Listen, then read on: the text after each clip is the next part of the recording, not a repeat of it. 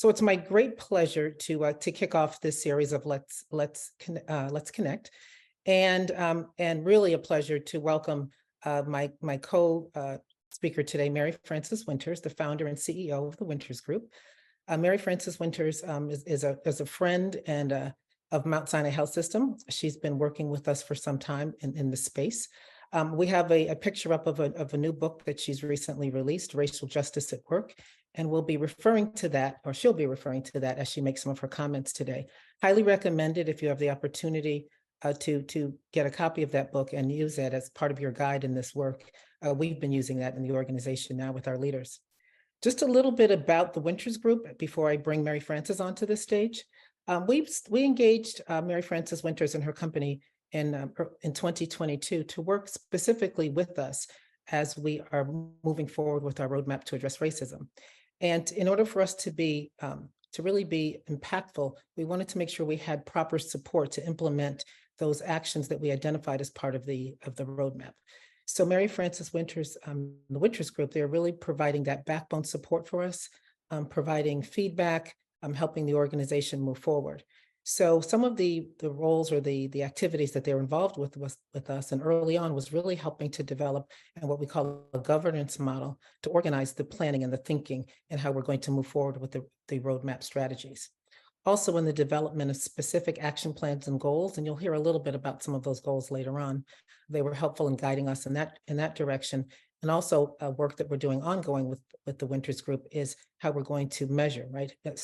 Establish our shared measurement system to help evaluate our work and the performance, right? We all know that if we're doing work, we have to be able to evaluate that to know where we've gone. And most importantly, among that and what we're doing today is really helping to engage in terms of facilitation, training, coaching, and leading with the vast knowledge that the Winters Group brings forward, and Mary Frances in her many years in this space. So this partnering was really another indication of our system's commitment to do this work and to strive to be an anti-racist organization. So with that, I'd like to bring on Mary Frances. Thank you so much, Pam, and thank you, Sean and Jasmine. It is really an honor to be working with Mount Sinai Health System in this endeavor. I've said it to many people that of all the clients that I have, Mount Sinai is consistent, steady, tenacious about this work because it's definitely not easy work. So it's wonderful to be in partnership because we're learning a lot as well at the Winters Group. And you'll see this partnership play out this afternoon because Pam and I are going to be going back and forth as we present. Keep in mind that I'll be presenting some, Pam will be presenting other aspects of the work because again, it is truly, truly a partnership. But we thought it would really be good to clarify some definitions because not everybody has the same shared understanding of what we mean when we say racism, what we mean when we say anti-racism. Pam's going to share more of the progress on the anti-racism roadmap, and I guess I'm going to share some of that progress as well. And then I'm going to talk a little bit about how to respond to resistance. We're seeing lots of resistance in the external world with books being banned and legislation that is being proposed that would make it illegal in some states in public institutions from even saying the word diversity, equity, and inclusion, banning those words, not being able to study racism. And so we're looking at that resistance externally, and we know that internal organizations are a microcosm of the external world. So we want to today focus on how we're responding to and anticipating racism, which is a part of the book. Kevin Carter, who is the lead consultant working with Mount Sinai from my team, he's the vice president of our strategy and assessment organization, actually wrote 2 chapters in our book, Racial Justice at Work, one on anticipating resistance and the other one on addressing resistance. So we're going to talk about that today. And very importantly, we absolutely want to hear from you. So we have built in opportunities for us to have a discussion. A little bit difficult to do in virtual space, but we're all used to that now because it's been 3 years that we have been working primarily in virtual space. But with 60 people on, we're going to try as best we can to answer your questions and to engage. So with that, I would like to move to the next slide. and really talk about racism and what racism is. There is often, from my perspective, and the 39 years that I've been doing this work, there's often different interpretations and different definitions that people have. And we also know, and or at least I believe, because of the work that I've been doing, that oftentimes when we use the word racism, people, it's very triggering. And people will say, you know, I'm not a racist. And so when we use the term racism, we are not calling individuals racism usually. It can be at the individual level. But the work that we are doing with Mount Sinai is looking at the systems, because racism is the way that we're looking at it. And one definition of it is a system of structuring opportunity and assigning value based on the interpretation of how one looks, the color of their skin, their race, and then unfairly disadvantaging some groups and communities while advantaging others. And you all know very well in your field that there are health equity issues, major health equity issues. And many of those, and some of those issues are based on race. And some of those issues are based on structural racism that is not any individual's fault. And it's not necessarily Mount Sinai's fault, but the work that Mount Sinai is doing is to uncover what some of those systems are, those interlocking systems that date back, you know, years and years ago, historically. We don't have time today to go into the history and the roots of that. But again, Racial Justice at Work would be a good resource. And I know that you have many resources, which we'll share later in terms of how you can better understand the history. But let's talk about the levels of racism. So internalized racism is when someone who perhaps looks like me, I identify as African-American, begins to believe some of the stereotypes and some of the and some of the negative, attributes that are assigned to our race, believing that you are less than, believing that you are not able to achieve because you don't see anybody who looks like you who has achieved. So that's internalized racism. And then there's the interpersonal racism, which I mentioned before. Racism can be an individual. It can be between individuals. An individual can be a racist.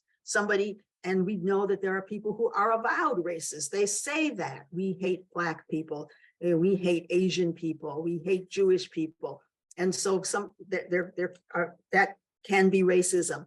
And then there are behaviors that are racist behaviors that don't necessarily mean that the individual is a racist, because it could be unwittingly, it could be, based on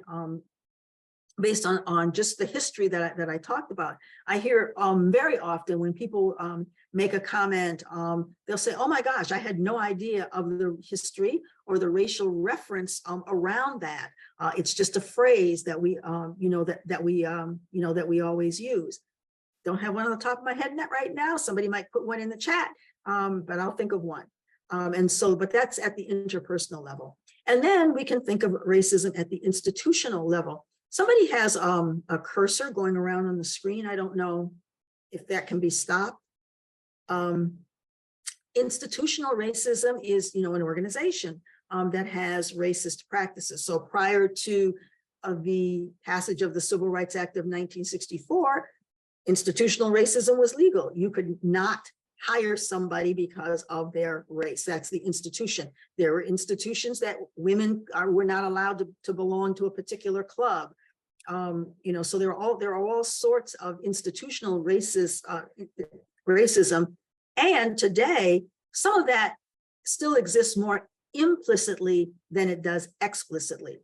Well, you'll find that certain clubs, prestigious clubs, perhaps, they don't have any Black members. Not that Black members can't be members by law. However, they're not members because the entrance fees and the entrance requirements are such. So institutionalized racism still exists as well.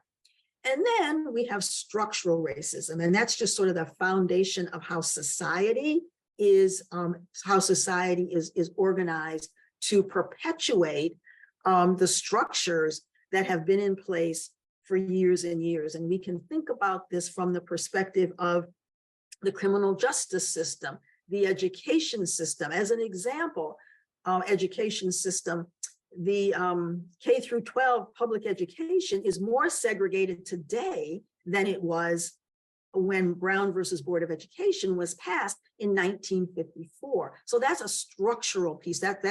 There have been laws and legislation that were passed that allow schools to continue to be segregated, and more so, public schools in urban settings.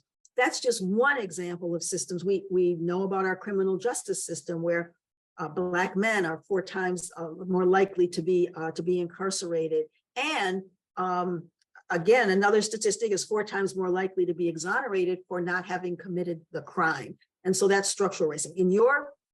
You already know, in healthcare, how that plays out, the structures that are in place, the biases that are in place, about the health inequities. And again, if somebody wants to start putting something in the chat about how structural racism continues to play out in healthcare, that would be great for our discussion.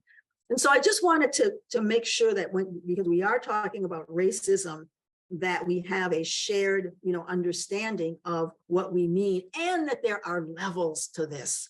And I think that's what some people miss. Now we want to talk now about anti-racism. Now that we know what racism is, we want to talk about anti-racism. So anti-racism, action-oriented. You see those 2 words underlined on this slide. People who say, "Oh, I'm not a racist." Fine, wonderful, live your life. But if you're not doing something that is active to combat the racism that we know about, then that could be reading books, that could be asking different kinds of questions in your, in your workplace. And so, the policy or practice, well, how does this work for BIPOC, Black, Indigenous people of color? Are there discrepancies? Are there inequities? Let's look at our data. So action oriented. It doesn't necessarily mean you're an activist and protesting and carrying time. That might be one way, but in another way in organizations is just to be very cognizant that oftentimes policies and practices don't play out the same way. So being action oriented, and that's what Mount Sinai is all about with the anti-racism roadmap, being action oriented and developing strategies that are going to change the systems. Heretofore, I believe that we have been mostly programmatic about diversity, equity, and inclusion. And what I mean by programmatic, mentoring programs, employee resource groups, and diversity councils, and those kinds of things. Those are programs, and they're wonderful, but they don't get at the systems issue, those interlocking systems of social oppression that I mentioned before, because they are all absolutely connected. Education, criminal justice, socioeconomics, when we can make all of those kinds of links. And so those actions, as I said, come in many, many forms.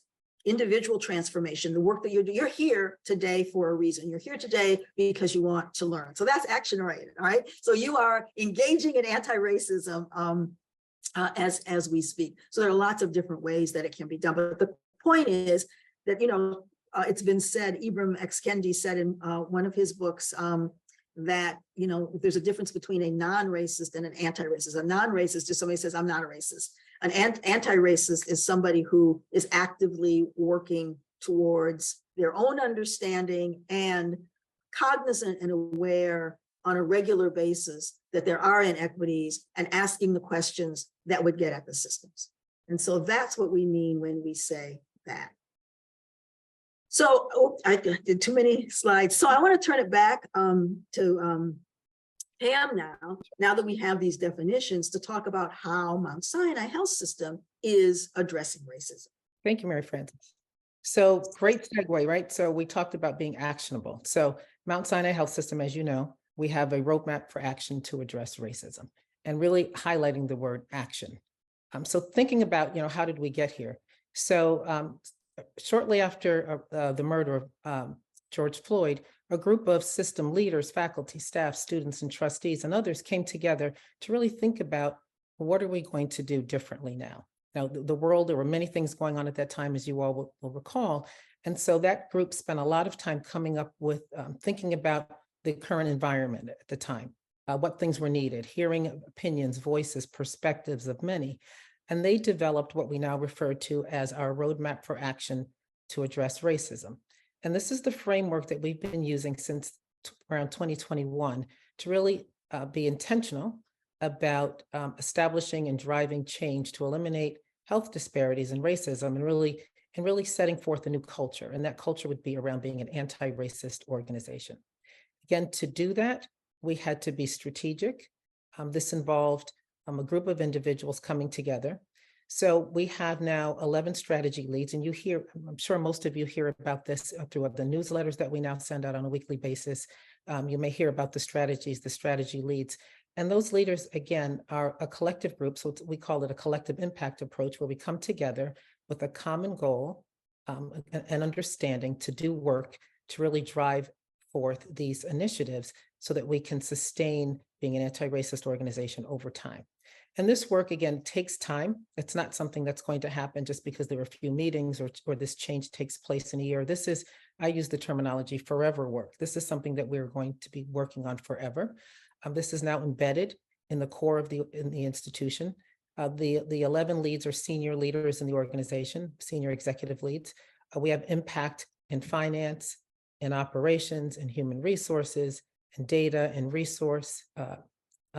data resources. All aspects of the organization are represented in those strategy leads. As I noted earlier, we have the Winters Group working with us, really to keep us, to hold us accountable for what we set forth to do, helping us build those, keep those strategies on point and move forward. And again, our overarching goal is for us to become this anti-racist and equitable healthcare organization and leading and learning institution. And when we speak about addressing racism, Mary Frances alluded to this, and I just want to reemphasize, we're talking about all forms of racism, right? So it's not just one group of people or another group. We're talking about racism in all forms as it may exist. And this allows us to just do what we had been doing prior to this time, our work in diversity, equity, and inclusion. This allows us to amplify those efforts, understanding that there was work underway prior to 2020 that we had been moving forward with in the organization. But this really gives us the ability to do this in a much more focused and dedicated way, in a strategic way to advance these efforts. So in a few minutes, I'll talk about more specifically about some of those goals. But what I want, Mary Frances, I'm going to give it back to you just to talk about how this represents change in what we're doing in the organization. Thank you, Pam. So many of our clients that we work with, again, look at this work more programmatically and not from a transformational change perspective, not from a culture change perspective. You are a huge system, and you are a system within systems. And so that's why it's very, very complex to do this work.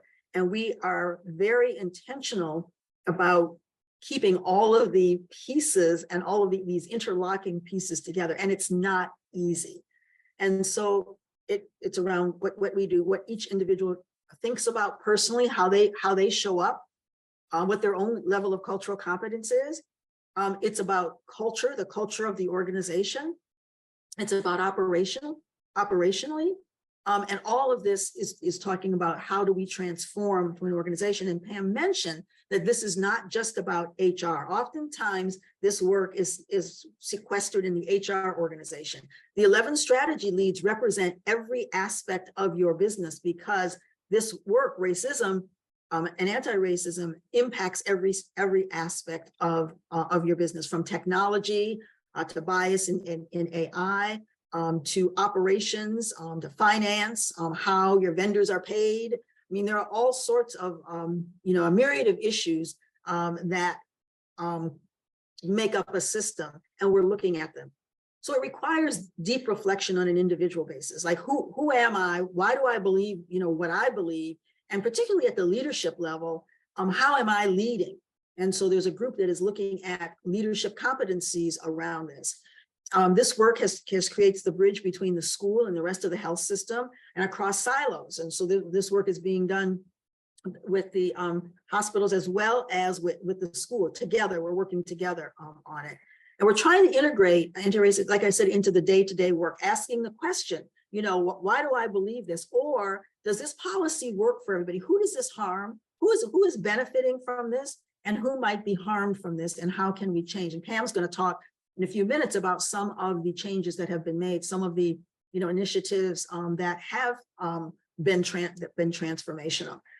So I mentioned this earlier, a lot of the organizations that we work with, you know, lost momentum.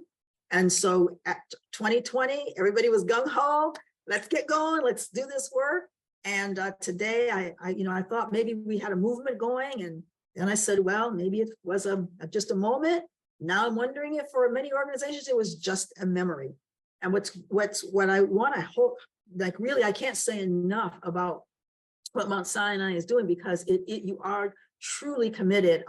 We meet quarterly with the executive, the ED, the Executive Diversity Leadership Board. I'll get your acronyms right. Did I get that acronym right? Yeah, you got it. You got it. I got it right. And I personally meet with your top leadership on a regular basis. And so that commitment is there, which is what's needed. This is long term. But you know, we're turning that big ship around, right? Because the focus is, you know, focus continues. And what we're bringing to the table is knowledge about and thought leadership around change management, around systems thinking, around systems change. And so that's how we're hoping to support the organization in that way. The strategic framework that we have set, you know, governance, Pam mentioned that earlier. How will we organize to implement the strategy? So the first few months of our work were really about, because we want to get into the organization. Like I said, you're a huge organization. We don't want this to just be at the leadership level. And so we want to get into the organization so that teams and so individuals are feeling the change. And then what do we need to know? You know, what kind of audit work? What do we need to gather? What kind of data? And so we're working, you know, data is being gathered, you know, on an ongoing basis and regularly. What do we need to learn to be culturally competent? So this session is a part of that, but also we've been doing sessions with leadership on how to become an anti-racist leader, what things that they should be thinking about. And that is ongoing. And then, you know, Pam mentioned this already. How are we going to evaluate? How do we know that we are successful? What are those things that are going to tell us that we are, you know, moving in the direction that we want to be to become an anti-racist organization? So I'm going to turn it over to Pam again, and she's going to talk about some of the goals and some of the some of the progress that's been made today. Yeah, thank you again. So I just want to underscore before I get to this, how important it is for us to all recognize the commitment that Mount Sinai has made, even by engaging the Winters Group to help us with this. And there's a financial commitment to do that, right? Mary Frances isn't doing this out of the goodness of her heart. She's being paid to do this. And you know, while I'm sure she would help me if we needed something, but this is really a statement in terms of where we are as an organization. And I have to tell you, this sets us apart from many other organizations across the nation, and we are in touch with many. You know, I had a conversation this morning with a major academic health institution in the middle of the country, and no one is they're not even close to even doing this, can't even have a conversation about the same things. So while we know that we're not perfect, and we're not here today to talk about, you know, we're the most fabulous people in the world, but we do know that we have a focus, we have our leaders are supporting us, they're on board, and we are, you know, here to really help make a difference and a change.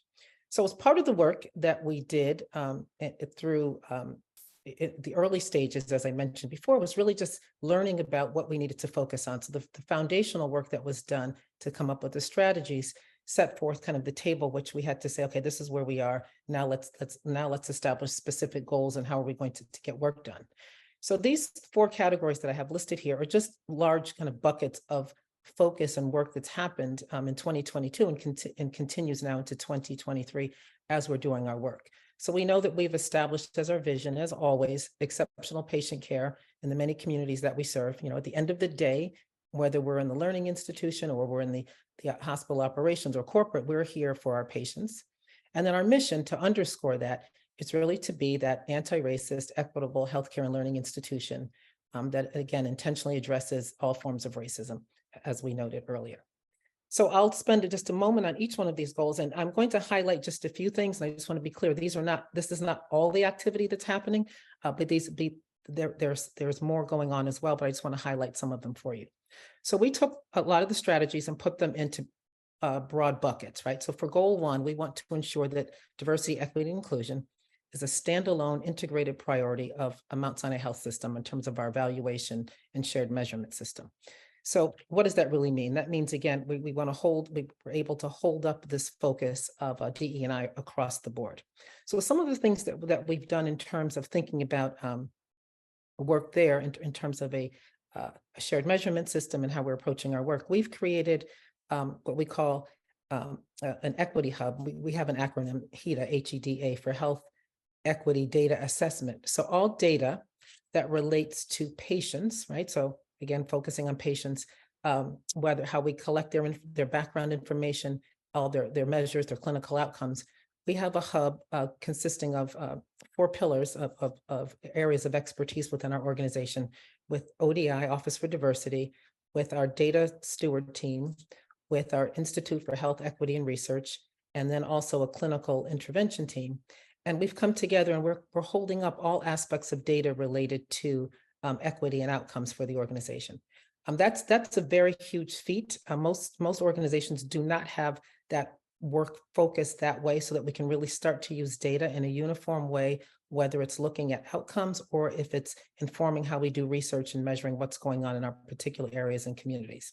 And so with that, if we think a little bit more about health, our Institute for Health Equity and Research, which is headed by Lynn Richardson and her team, we're able now to use data to examine variability in our ambulatory practices, for example. That's one of the tasks or areas of focus that we have within this particular goal. That's just an example. There are other things that we're doing under this header as well. If we go to goal 2, thinking about fostering partnerships and using an anti-racist lens that promotes a thriving and equitable culture for staff and communities, we've done a lot here already. And again, we know we have to do more. So one activity that we've taken on is really partnering with our existing Center for Spirituality and Health, working with Deborah Marin and Zarina Costello. And Zarina, I know you're out there somewhere because I saw you sign on. So I want to thank you. And working really to focus on how we're going to do better with working with communities, right? To bring forth, to address the needs in our local communities, particularly East and West Harlem. And we want to continue to grow our focus in that area as well. Another focus that the organization has committed to within this goal is thinking about ESG, environmental, social, and social governance. You may or may not be familiar with that term, but many organizations are now thinking about how are they going to hold up being socially responsible, in particular as it relates to climate change, right? And the impacts of climate change in marginalized communities. So we are thinking about ways that we can support our local communities by bringing about education in that space.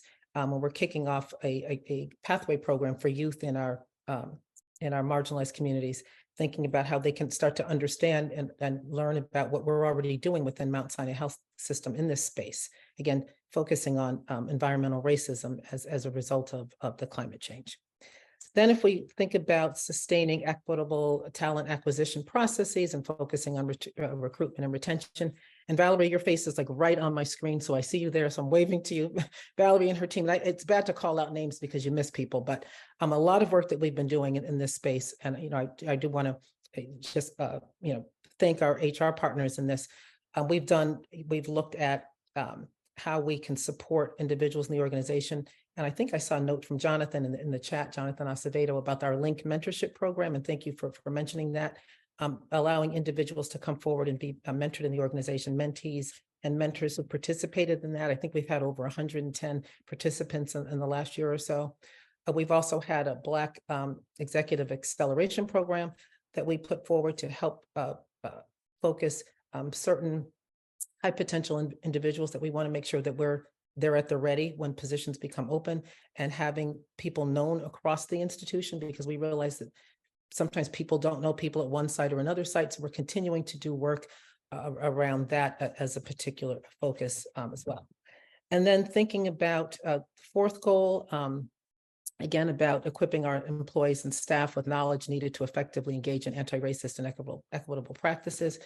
So a lot of work going on in that space, a lot headed at the school as well, Center for Anti-Racist Practice that's happening to address and move that forward in our graduate school.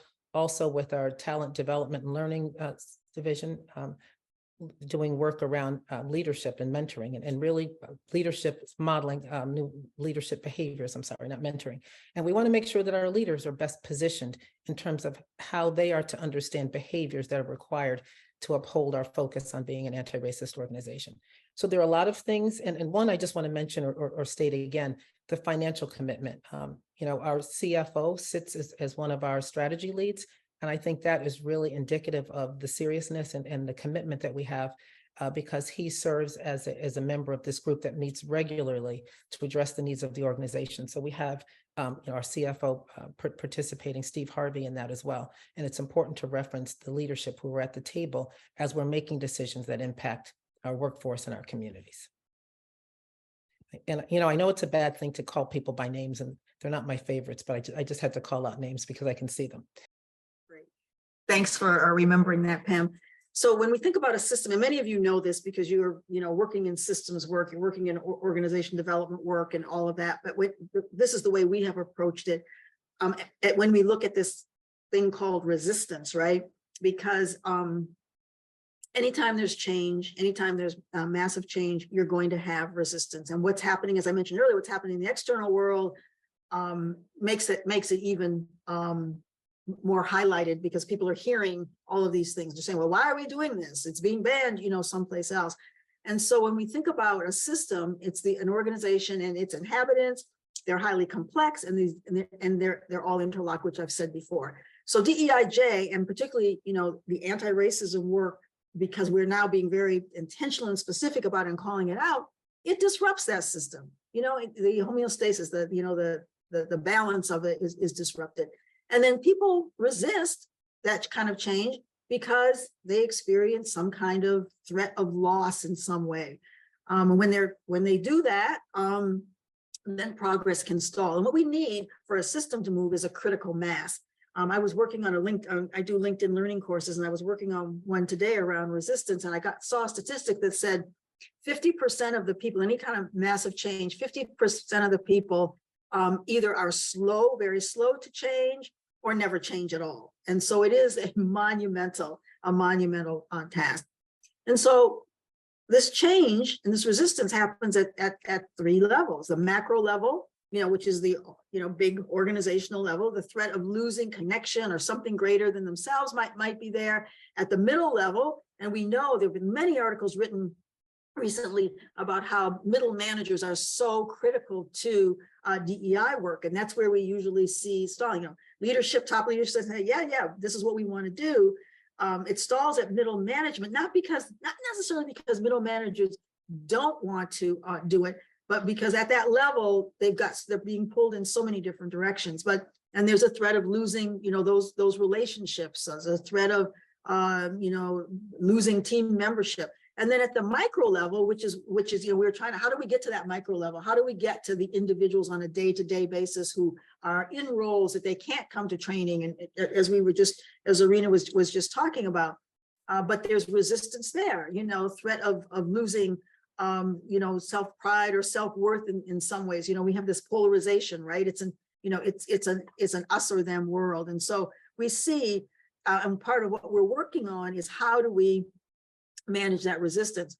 So if you're thinking that you're losing some kind of security, they can no longer feel in control. You know, I don't know what's going on anymore. Competence, well, I don't know how to do this, or I don't know what you know, that's all about. Relationships, you know, again, if there's the us and them, where some people are saying, yeah, we need to do this, and other people are saying, you know, no, and there's a loss of relationships. A sense of direction. So you know, where are we going with this? You know, with this change, and then, you know, territory, right? Am I losing my ability to, you know, to have some kind of autonomy? So what we're doing with this work here at Mount Sinai is we're recognizing this range of emotions that happen when we are in the midst of change. And so this model here, which I'll go over very quickly, some of you may be familiar with the Kubler-Ross model for how people handle grief or loss. And so this is in some way for some people a loss. So yeah, first you would have, perhaps you have denial, right? Or withdrawal. I'm just not going to engage in this. And then leaders need to respond by collaborating on the shared vision. Why are we doing this? A common agenda, which Pam talked about, which we're getting to, and to raise awareness of how this is good for, good for all.